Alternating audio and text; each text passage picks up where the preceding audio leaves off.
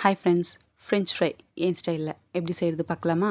அதுக்கு உருளைக்கிழங்க நீளமாக கட் பண்ணிக்கோங்க. கொஞ்சம் திக்காகவே இருக்கட்டும், மெலிசாக வேண்டாம். ஒரு பாத்திரத்தில் தண்ணி ஊற்றி உப்பு போட்டு நல்லா கொதிக்க விடுங்க.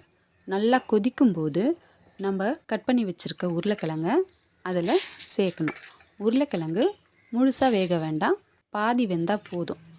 பாதி வெந்த உருளைக்கிழங்க எடுத்து ஒரு பாத்திரத்தில் மாற்றிக்கோங்க. தண்ணி சுத்தமாக இருக்கக்கூடாது. தண்ணி இருந்தால் அதில் நம்ம போடுற மாவு ஒட்டாது. முடிஞ்சால் நீங்கள் ஒரு துணியில் கூட போட்டு ட்ரை பண்ணிக்கோங்க.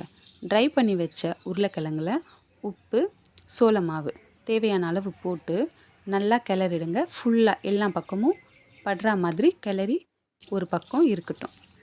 ஒரு கடாயில் எண்ணெய் ஊற்றி நம்ம கலந்து வச்சுருக்க உருளைக்கிழங்க ஒன்று ஒன்றா போடுங்க. மொத்தமாக போட்டுறாதீங்க, ஊட்டிக்கும். நம்ம இதை ஃபஸ்ட்டு ஒன் டைம் ஃப்ரை பண்ணி எடுக்க போகிறோம். இதை இன்னொரு தடவை நம்ம ஃப்ரை பண்ண போகிறோம். அப்போ தான் கடையில் விற்கிற மாதிரி நல்லா கிறிஸ்பியாக இருக்கும். ஃபஸ்ட்டு ஃப்ரை பண்ணுறது பாதி வெந்தால் போதும், கலர் மாற வேண்டாம். அதை எடுத்து ஆற வச்சுடுங்க. ஸ்டவ்வை ஆஃப் பண்ணாதீங்க, அந்த ஹீட்லேயே இருக்கட்டும். அப்போ தான் நீங்கள் ரெண்டாவது தடவை போடும்போது நல்லா கலர் மாறி நல்லா பொன்னிறமாக ஆகி நீங்கள் கலரும் போதே உங்களுக்கு கிறிஸ்பியான சவுண்ட் கேட்கும்.